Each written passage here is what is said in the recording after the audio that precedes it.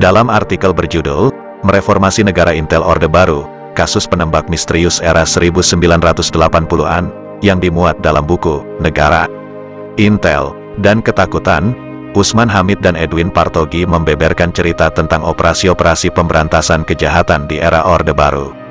Salah satunya adalah cerita tentang Operasi Celurit. Menurut Usman Hamid dan Erwin Partogi, pada tanggal 19 Januari tahun 1983, Pangkop Kamtib Laksamana TNI Sudomo, seusai rapat koordinasi yang dipimpinnya yang dihadiri antara lain Kapolri Letjen Polisi Anton Sujarwo, Wapangkowilhan II, Marsekal Muda Atmojo, Kadapol 7 Metro Jaya Brigjen Polisi R. Sujoko, Pangdam 5 Jaya Maijen Tri Sutrisno dan Wagub DKI Jakarta Courmain di Kodak Metro Jaya, menjelaskan upaya penanggulangan kejahatan di Jakarta diberi nama Operasi Celurit. Operasi itu, menurut Sudomo, tidak akan jauh berbeda dengan gerakan operasi lain yang pernah dilancarkan. Masih menurut Sudomo, dalam pernyataannya, dalam penanggulangan dan pemberantasan terhadap tindak kejahatan perlu juga untuk mengembalikan momentum penertiban. Operasi Celurit sini akan mengarah kepada suatu siskamling yang efektif dan efisien. Dalam operasi Celurit ada pemeriksaan senjata tajam dan senjata api dari rumah ke rumah. Hal itu, kata Sudomo, dimaksudkan untuk mengurangi peluang terhadap terjadinya suatu tindak kejahatan. Sementara menyinggung banyaknya jumlah residivis di Jakarta, Sudomo mengatakan akan mengatur mereka sehingga menjadi warga negara yang baik. Para residivis itu akan dikumpulkan dalam arti diatur supaya kembali berkelakuan baik. Lalu, untuk pengamanan, tampaknya tidak ada jalan lain yang lebih baik, sebab hukum yang dijatuhkan sering tidak menangkal kejahatan yang terjadi. Operasi Celurit sendiri dilangsungkan selama sebulan dan merupakan gerakan terpadu dengan melibatkan unsur Polri, Laksusda dan masyarakat. Operasi menitikberatkan pada tindakan yang dapat menekan tindak kejahatan secara drastis. Untuk mencegah para penjahat mengalihkan kegiatannya keluar kota, dan daerah-daerah lain juga telah mempersiapkan diri menghadapi kemungkinan tersebut.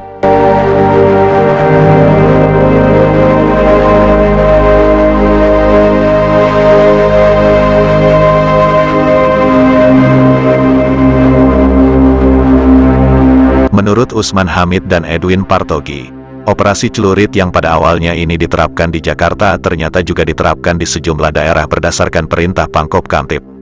Tidak hanya di kepolisian tetapi termasuk ABRI ketika itu secara aktif turut melakukan operasi pemberantasan kejahatan.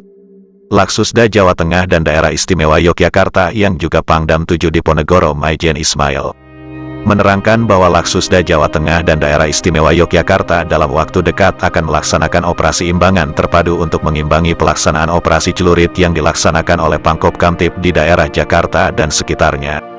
Terhadap para pelaku kejahatan, Pangkop Kamtib memerintahkan untuk menembak di tempat pelaku-pelaku kejahatan. Apalagi terhadap para penjahat yang sedang melaksanakan tindak kejahatan serta memang sulit untuk diatasi. Operasi ini seperti dituturkan Maijen Ismail dimaksudkan untuk menciptakan rasa aman tentram masyarakat dan demi suksesnya sidang umum MPR 1983. Sementara itu, Komandan Wilayah Kota Besar Kolonel Polisi Suntono menjelaskan, Surabaya sebagai kota besar nomor 2 di Indonesia setelah Jakarta juga melaksanakan operasi Celurit karena senjata tajam jenis tersebut banyak dipakai untuk kejahatan. Hasil operasi cukup baik, tetapi jumlahnya belum mencapai ratusan. Ia menolak operasi Celurit di wilayahnya dilakukan dari rumah ke rumah penduduk. Alasannya kondisi Jakarta lain dengan Surabaya. Karena itu penanggulangan terhadap penggunaan senjata tajam masih dipandang cukup dengan razia di tempat umum.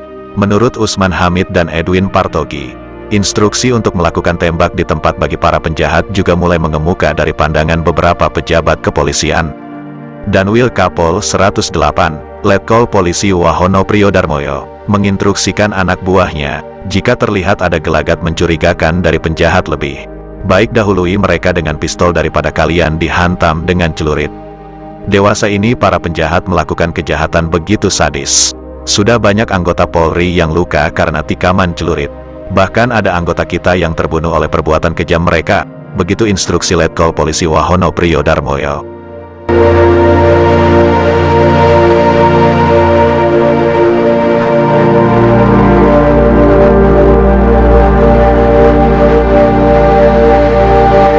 Asisten Operasi Jateng Kolonel Polisi Darmawan juga menyatakan bahwa selama operasi celurit berlangsung di beberapa korwil di Jateng berhasil disita senjata tajam sebanyak 438 berupa celurit, klewang, tombak, badik, golok dan trisula. Di Semarang pelaku kejahatan yang sudah ditangkap sejumlah 14 orang dan 2 orang meninggal dunia. Seorang karena dikeroyok massa di Karawan Jati dan seorang lagi meninggal di RS Karyadi. Kadapol 8 Jabar, Maijen Polisi Herman Sujanadiwirya dalam penjelasan mengatakan, operasi celurit di Jabar yang terus ditingkatkan kegiatannya. Hingga tahun 1983 telah berhasil menyita 28 senjata api, 501 senjata tajam, 54 celurit, 24 kendaraan beroda 4, serta 72 kendaraan beroda 2. Sedangkan jumlah pelaku yang ditangkap 204 orang.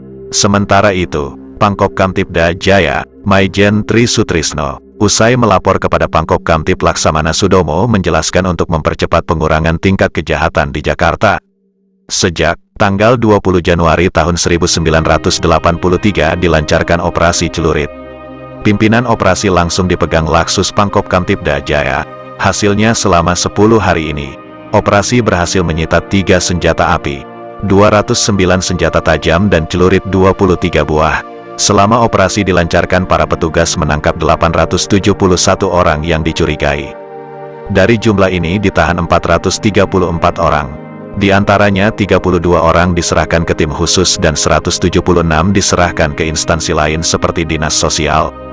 Petugas operasi celurit terpaksa menembak 10 orang selama 10 hari operasi, karena mereka melawan atau melarikan diri. 2 di antaranya tewas tertembak.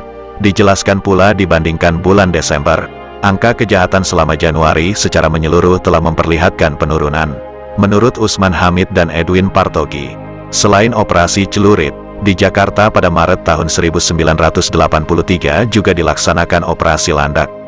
Operasi landak dilancarkan secara mendadak dan tersebar di seluruh Jakarta baik oleh Reserse Kodak Metro Jaya maupun Kores di 9 wilayah termasuk Tangerang, Bekasi dan Depok. Sementara itu, Komandan Distrik Militer 0734 Yogyakarta Letkol CZI Muhammad Hasbi menghimbau para pengusaha dan anggota masyarakat lainnya agar tidak lagi memberikan setoran kepada pemeras dan penjahat melalui tukang-tukang pungutnya.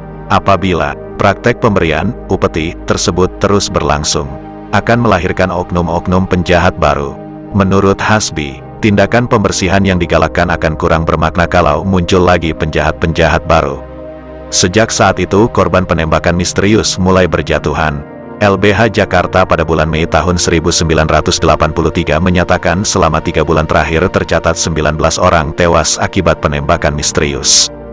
Berdasarkan catatan Kontras pada bulan Mei tahun 1983 di Jakarta tercatat 38 korban. Jumlah korban ini meningkat di bulan Juni menjadi 50 orang korban dan di bulan Juli tahun 49 korban. Sementara di bulan Agustus yang diketahui hanya 1 orang korban.